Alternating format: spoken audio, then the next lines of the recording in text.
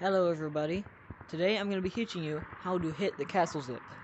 So, in my last short, I swam over here, did an upwards dive, and got up to that zip line right there.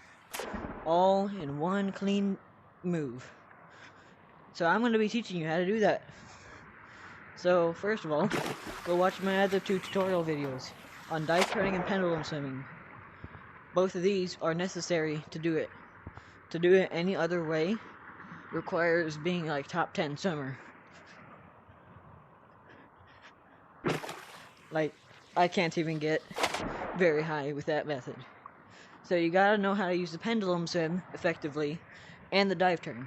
So instead of dive turning to the side, like I showed in the video, you want to tilt it upwards like that,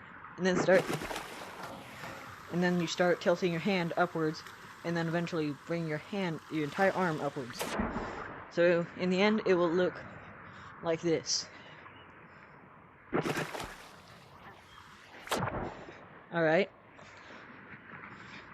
That is how it will look like when you are getting the dive.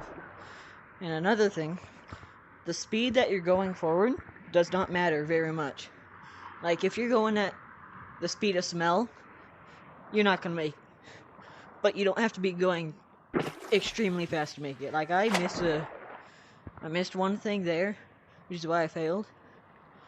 But I'm sure I could have made it with this speed, which is a very slow speed.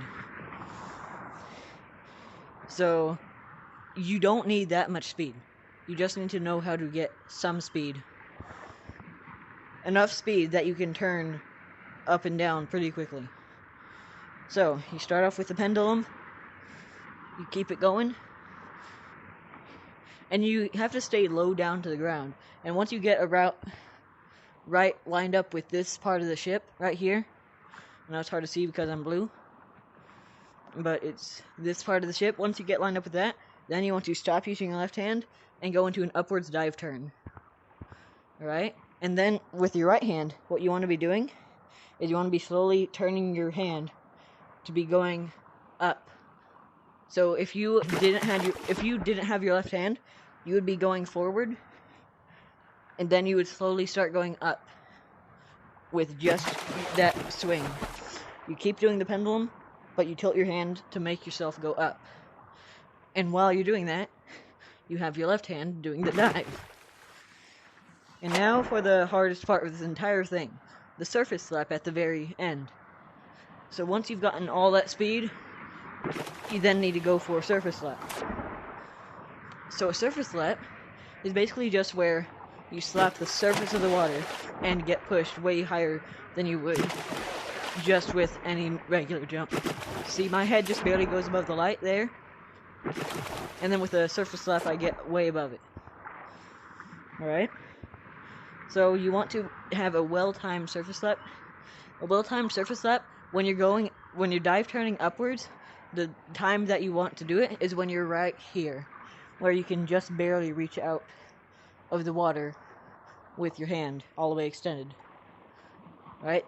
Once you are up this high, you should have your right hand up here, and your left hand should already be up here, and then you just go in for a swoop. Right? If you go in for a direct slap like that, it's going to make the timing harder. Doing a swoop like that makes the timing a lot easier. So you do pendulum, get low, and I failed because I'm new to this method. But in the end, you should get a good surface slap and a good dive turn. And see, I went just right there to the height, but I did not line it up correctly. That is the other thing you want to know how to do well, how to line it up. So to line it up, basically, the way these fingers are pointing is the way you will go when you're dive turning. Alright? You saw I was pointing towards that light, and I went towards that lake. The same situation works when you are doing the standard circle method of swimming, which I will make a video on about. So where those fingers pointing, that's where I'm gonna go. See? Right to that spot. So thank you for your time.